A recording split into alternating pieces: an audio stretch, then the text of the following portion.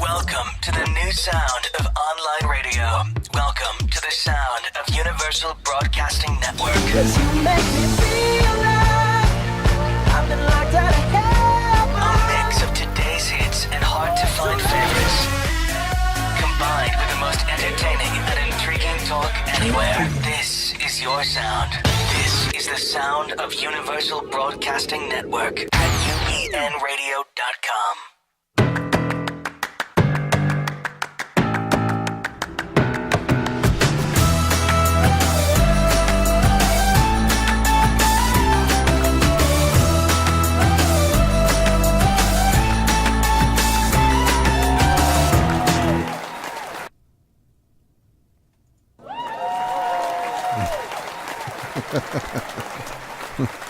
Thunderous applause. Richard Listens on Sports. We're live, everybody, with a special segment today with a special guest. And we get to do this from time to time when we have so many fabulous guests intersecting, where we will bring to you not one, but two live shows today. Not three, not four, not five.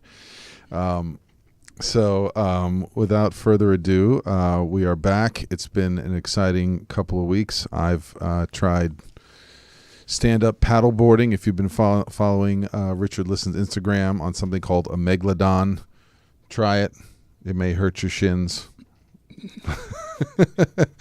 Make sure you're all rowing upstream, but it's quite a bit of fun. My guest today, who I'm proud to introduce, who I've known over the last 2 years, is a current athlete and former outstanding collegiate athlete at the Division I level in basketball. Still is out there rocking rims and running the streets of LA to keep himself fit mentally and physically, and an aspiring sports psychology professional.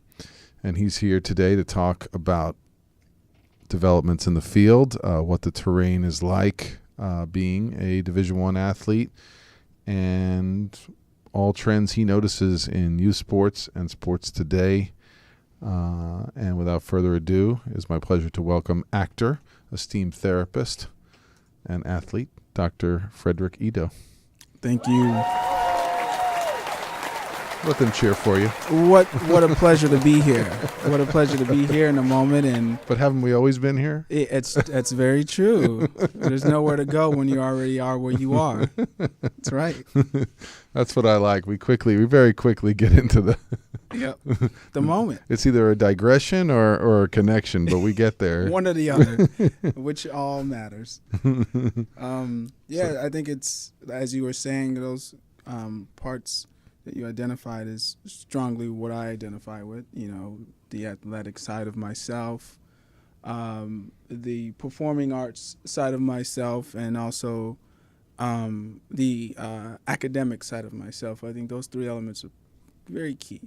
So are they different things, or did they all derive from the same thing? Now you are often connected to, you're born in Nigeria, is that correct? Well, I was actually born in the States, but my parents were closely separated from Nigeria during the time they immigrated here in the late 80s, and I was born in the late 80s. So did that create a little bit of the drive to perform on multiple levels? Right. I think for me, surely it wasn't understood at the time, but there was a lot of separation, and I guess you could call it a discombobulation for them, outside of the fact that they already had, patterns that were difficult to make sense of, maybe in their family system. So coming into a whole new environment was an added, difficulty. And I don't know, I guess for me, having that in a system where you couldn't quite put things into words, everything was still in its forming states in the neocortex and the cerebellum. It was something, I don't know, that just came over time. I think my brain grew in adversity, and so I had to learn how to be either a pressure cooker or someone who cooked in the pressure. And that's a lot of what, Gabor Mate talks a lot about, that early attachment theory, and having to deal with resilience when you're acutely aware that your parents are going through an adjustment themselves. Right. And so quickly you have to adapt to your new surroundings. Absolutely. But it would seem that it would be a lot easier to like freeze up or shut down and not become a high performer. So Right. was there an early teacher or somebody who kind of, where they kind of took an interest in you, or someone who played ball with you, where you kind of got to see that as an outlet? It's interesting because I kind of want to go a little sideways with this, but still landing in the same place. You go. It's funny because, the book Waking the Tiger by Peter Levine talks a lot about the feelings of complicated trauma. Do you still have my copy? I still do. That copy is the reason why I bring it up, because I know it's yours. But it's interesting how we can find ourselves in these sort of immobilized positions where we kind of freeze and not knowing what to do, but it still derives from the same part of our brain, the fight or flight, the ANS, the central autonomic nervous system. It all derives from the same place. It's all pushed to do something, whether it's nothing or something. And I made the choice to fight, and fighting has always been a central theme for me. And in ways, it was something that we all have in us. Every single human being is a way of way we survive. It's a sort of a survival tactic. How to get through adversity, becoming our own inner critics to push us and motivate us to do more, find our place in society where we can quiet that sense of not belonging, which makes us feel safe. So you're saying the early fight was with yourself. Right. And I think a part of that early fight, because I didn't choose the flight. It was either one or the other, fight, flight, or freeze. Freeze, right. So freezing is essentially the same thing as flight, kind of. And fawn. There's more. We're finding out things, just like we find out things, finite things in the universe. Well, they're all different variations of the same thing if you get stuck at a different stage. Yeah. So, someone could be frozen and you could notice foot tapping or eye movement. Like that's a lot of what EMDR comes from, is that the eye movement is a way of disassociating or escaping. Right. So you may see a kid in a class or on your basketball team who's at the end of the bench, and coaches may be like, well, he's not listening to me, or he's being defiant, or he's not following the rule. But there could be regulation going on, internal regulation of like, this is not safe. I'm not getting out of here. This coach is talking to me in a way that's threatening. Right. Like my parental figure. And how we closely associate it with misdiagnosing children or even adults with ADHD when they're in a hypervigilant stage or in a stage of arousal where they're trying to find a solution in the moment. And I think that misconception lands this notion for people that undergo that type of circumstance where they're kind of left alone or kind of misread. And going back to what you were describing, like who then came in my life as a supporting factor, I think in many ways I used religion as a form of grounding. I grew up in the Christian faith, and so a lot of that, my background was stemmed from this religion. And I had a pastor who was kind of close enough to me to kind of be a stabilizing factor in my life week by week. Every week I'd show up in the same arena, and having that instantiated was something that was helpful for me. That's right. That's a unique thing that you mentioned to me, that even though you were, was it in the church here in the States where they relied upon a lot of stories that made you curious about other spiritual backgrounds. Right. It's true, with the fact that, you have a religion purely based from a Nigerian or African, I guess you could say, but it's still tied into the other elements of religion and Christianity like you can find in other parts of the world. So stories led on to stories. But I think when I navigated from that arena, I discovered basketball. And it's funny because those two were kind of around the same period for me where I was beginning to come into my own skin.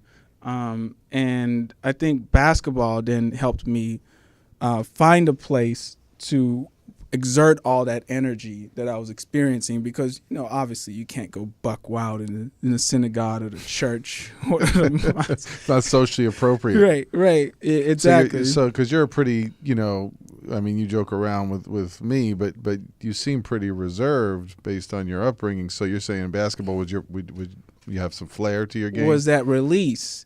Basketball was that release for me. But sure enough, the church was also a release for me, too. I grew up in a Nigerian-based church, so we had instruments that provided that kind of outlet. I played the bongos, the conga, and I would watch this choir that was on the side, and it was mainly really hyper-masculine, a bunch of men who kind of created a way of being the center of attention, in a sense, in the church. And I was like, wow, that looks pretty cool. I'm watching the rhythm. Right. It's helping me ground myself. I'm picking up the beat.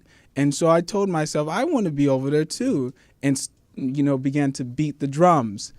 We look at that a little further. When we look at ourselves and ask ourselves certain questions, why these things interest us, if I were to apply that to myself, I grew up in a household where I wasn't really the problem child. I wasn't the person who had the most difficulty. So because of that, I was kind of left to figure out things on my own. So there was no attention focused on myself. So in ways, I needed a place to find, how now to get someone to pay attention to me. And sure enough, I was paying attention to this conga, to this choir in the church. Because when you say that, right, when you say like, oh, way to be a center of attention, I immediately go like, oh, well, it's not good to be center of attention. But the truth is, we crave that. We all need attention. We crave that, right? So seeing that in a way that's culturally and in a community that is respected, where it's like, yeah, that's the generator of energy in the synagogue or church. That they're the ones creating the harmony, the rhythm. Right, they're bringing it. Right, same thing with on the basketball court. Right, when you bring your energy, the crowd resonates with you. Is almost a reciprocal element. I think times of abnormality is because there isn't a way of kind of creating this center that sublimates in a way that the culture then becomes accustomed to it and accepting of it. And so it can go in various directions. But sure enough, I found a way, how can I sublimate all this energy that I'm experiencing? I can go beat the drums like a wild animal in the church and not judge myself, because I'm letting go of something that feels really cathartic. And that ties back into that fight, flight, or freeze. These primitive impulses that we need to, it's holding back. Yeah, fear, need to be recognized, need to express emotions. Which, if we are stuck in any one of those, the autonomic nervous system, we're not able to be alive in our creativity. It just builds up residue, and that residue keeps us. It's kind of like a car battery. When we open up the trunk of a car battery, when we see that white stuff forming on the side, we're like, what's going on? The car isn't functioning in its manner that could help it optimize itself. So we scrape that off. And a little bit about sublimation is the ability to function in society that fits normal, that fits appropriate, that fits active, and it's able to receive whatever it's giving. It's a beneficial exchange for both parties. And I think once I realized that, it helped me find a way of maybe someone recognizing myself as a potential. So I think the pastor, he became a helpful resource for me, and I realized, wow, there is someone who could help me out, because little did I know, when he was younger, he played the drums. So it kind of gave us an avenue to build a relationship there. And the reason why I say this, it's so important to be that kind of supporting anchor for youth in a way, or just a young mind, because something about that gives them a way of looking at the world that could feel safe And not many people discover that. So discovering that is huge in itself. Having someone as a mentor, but not just a mentor that really fits, with that believes in your process, not the mentor's process. And so yeah, that sounds really key. I didn't know that about you until now. That he kind of imprinted this place of like, not only is he creating safety for me, but I need to go create this for others. I'm wondering if that's at all, a little bit of the ignition behind you seeking to go on this path to become marriage and family therapist and doctor. Right. I can speak a little bit about that. My mother was a child care manager. She owned a daycare. Many of the children in the neighborhood or in the city that I grew up in, which is Houston, Texas, it's the second most populated area for Nigerians in the world. The first most populated place is London, England. Wow. So if there was an influx of Nigerian immigrants in the mid 80s and late 80s. So, they all came to be nurses and doctors and lawyers and et cetera. What is it about Houston, Texas? I don't know. It's just like one of those places that, someone got word back and said, go there. We can all find some. Go to Texas. Right. How they believe in. Yeah. Everything's big in Texas. We can find our own space. This is true. That kind of stuff. Mm-hmm. And my mother wasn't an intellectual by no means, but she did have a natural knack, to pursue. So she had grit, basically what I'm trying to say.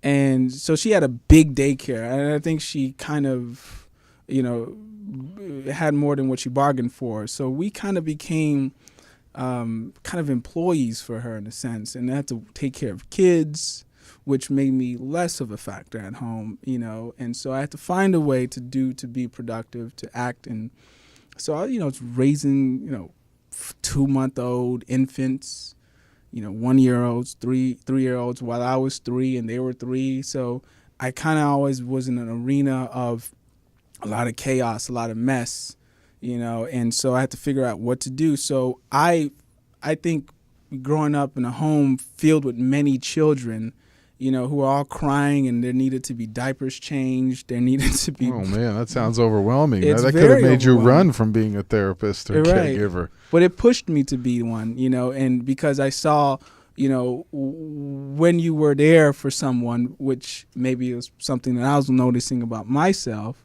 the lack thereof, that it was received well. And so it made me closer to the kids, who were my age as well. And so I think that's where it all started, that need to care for someone in a very early stage. Right. When you care for someone else, you will get cared for in return. Yeah. Or at least we hope that continues the drive to keep seeking out the next client. Right. Well, yeah, there's something about that, that simultaneously when you're doing for someone, it's almost like you're getting rewarded too at the same time, whether, it doesn't have to be something that's materialized or tangible. It could be something that's abstract or spiritual in a sense. Yeah, which leads us, it's a good transition point to the kind of field of sports psychology because, both of us being athletes, you having played at with AAU and played with some people who are still well known in the NBA today, including DeAndre Jordan. There must be some of that parallel process going on where you're seeking out. I played against J.R. Smith too. Oh, I don't want to claim him. He's shooting the basket on the other court, shooting the ball on the other basket. Was he a spark plug back then too?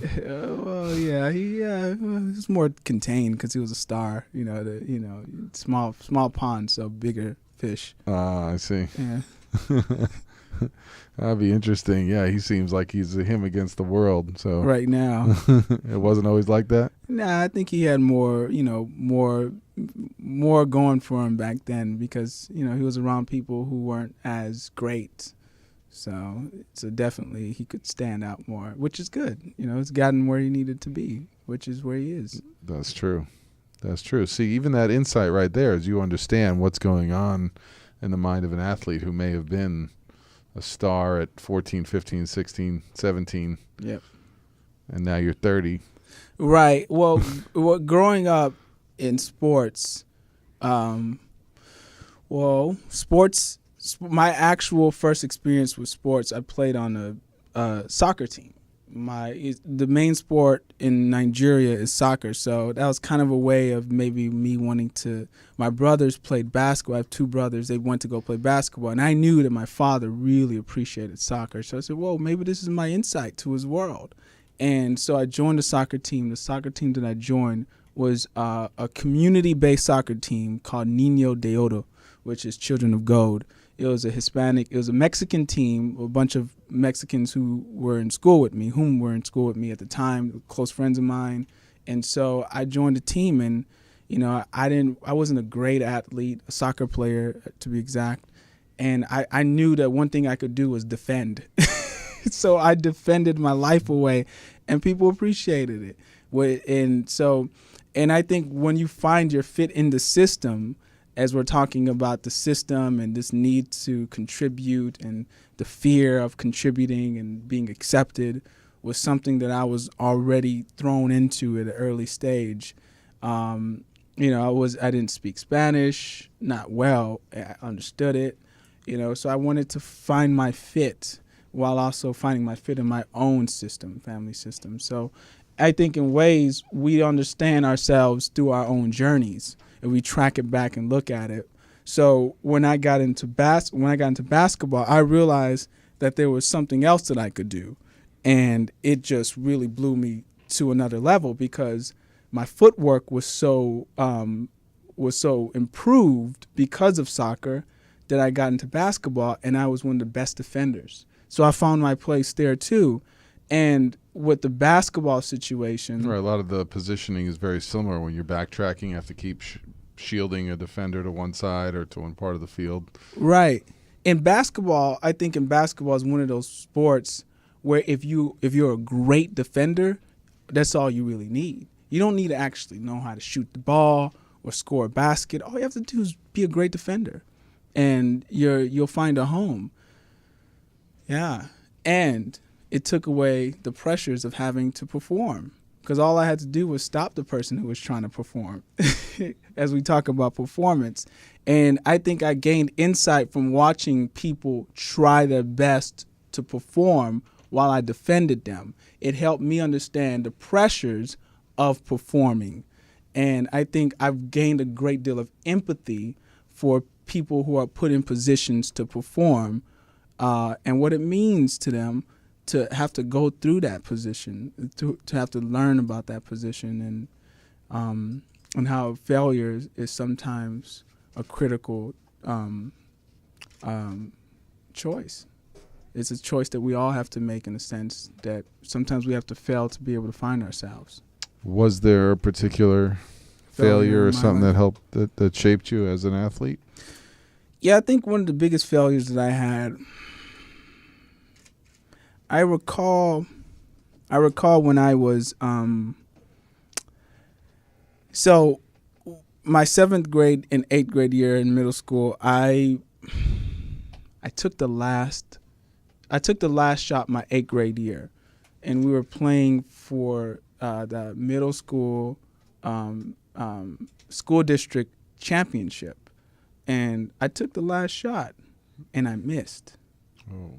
I missed, and that last shot was with seconds. It was one of those classic scenes that you see in a movie.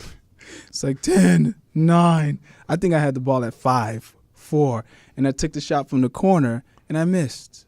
It was devastating. I mean, pure devastation. I was, it's almost like someone grabbed my heart and stepped on it with blood dripping to be gruesome. But it was one of those moments where I realized the need to really be validated, what made me take that shot. So I think our failures teach us insight to our worlds. Did you get support around that? Did you get... I got no support.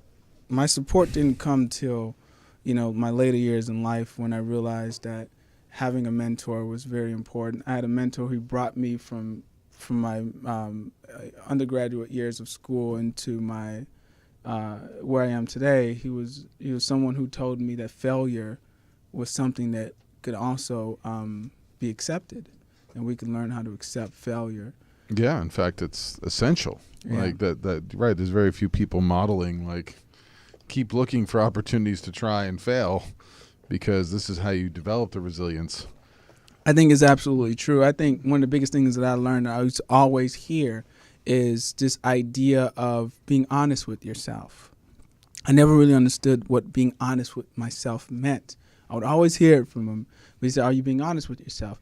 I think part of being honest with oneself is what I was talking about with Albert before we were on live, is when you recognize your undesirable parts and you don't try to shove them away, which is, it could be fear, it could be anger, it could be sadness, and we give it a place in our worlds, then we don't have to lie to ourselves anymore, because essentially what we're doing is we're lying to ourselves when we want to push those feelings away, but we want to accept feelings like satisfaction, feelings like happiness, feeling like proud. We want to take those, but without taking those other feelings. And I think what sort of causes us to go into a breakdown mode, in a sense, but which is all deserving of empathy at the end of the day, is we try to push away those other feelings that deserve a place in our lives. And it takes away this ability to really be present. Because of course I'm on the free throw line and I'm shaking in my boots because I know I have the shot to win the game or lose the game. And that's something to recognize. And that's all to do with pressure and performance. And that's what I teach.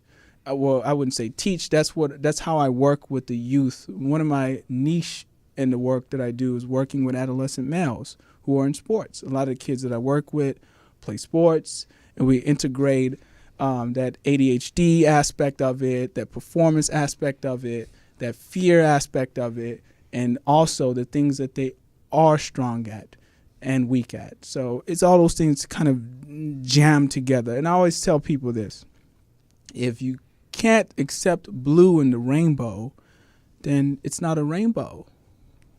You mean blue, you mean some sadness. Yeah. Right. Yeah. And it's interesting, I always share what am I reading, and here's my latest read. It's not that new, but by Leslie Howes, The Mask of Masculinity. And exactly what Dr. Freddie's talking about here is the conditioning of men, particularly athletes, and which can lead to a lot of trends such as, violence or expression or only acceptable expressions of emotions, such as anger, and through athletic performance, but that there are these masks that get created by always being results contingent. Right. Only looking at when I make the shot. Right. And so there's that famous, I forget what the quote is about Michael Jordan, about how many times he missed the winning shot. Yep. Right. So it's all a part of our journey. So some people have just been conditioned, and we don't know how, but to be willing to continually fail, to continually embrace the pain of that. Mm-hmm. Agreed. And so you always said the saying is, they use it as motivation, things like that. But there is something about, and this is part, I'm glad you mentioned Peter Levine and the somatic experience work, because helping athletes to slow down that process, to identify what those emotions are, and not to always have the mask, which we all have, covering up that negative emotion. And that mask is so hard to keep up, because it's draining resources from other parts of ourselves. The CPU, right? Right. It's almost like if we're not honest with ourselves, which I guess the word honest it could come from a critical lens, but learning how to live with all parts of ourselves, the mask doesn't even need to exist anymore. It's almost like we can tell our story without having to think about it. We're just in the moment, because all of us is being used. Every single part of us, the sadness, the frustration, the happiness, the joys, the pleasures, the desires, the undesires, all of it. And it's almost like you don't even have to, I don't even have to think about it or look at some kind of manuscript. You become your own manuscript. The original version of you is like no other. Wow. That's beauty. That's beauty right there. Poetry in motion.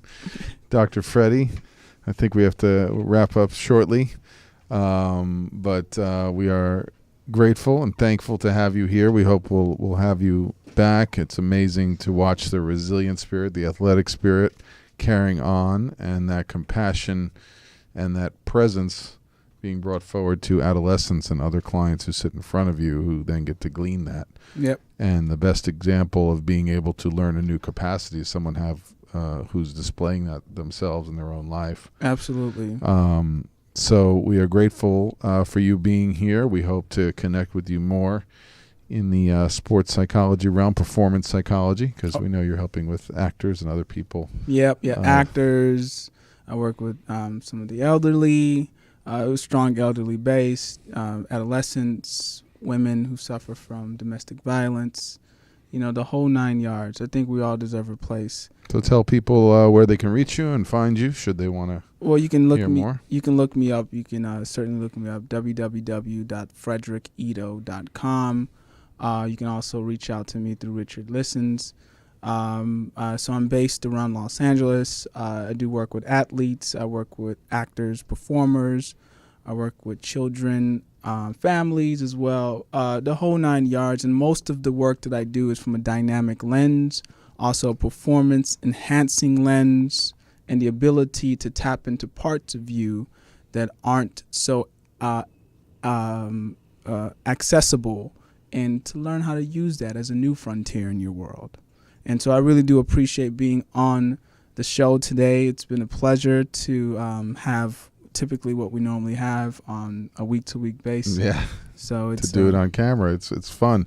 Yeah, I knew there was a reason why Nigeria was my favorite team in FIFA. Yeah.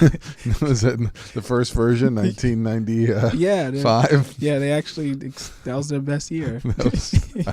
I knew exactly where to shoot the ball from, Right. top left corner goal. Yeah. So, That's awesome. yeah, but that's amazing, and that you found soccer despite not speaking Spanish. You survived that one. Soccer is your thing too. I know. I'm learning. I'm never too late to teach a old dog new tricks. So, Exactly. Yep, paddleboarding. What do you call it now? What's the Olympic sport that I learned last week with throwing the stone on the ice? Huh. That was in the Olympics. Oh, there was a little thing where, I don't even know. It's there's always amazing things to learn out there, folks. Keep exploring, keep learning, and stay tuned. You can find me at Instagram at RichardListens, Facebook /RichardListens. Please subscribe to my ebook and send us your interested topics and guests, and we will entertain you. Send us what you're reading, what you're listening to, and thanks again for tuning in, everybody. See you again.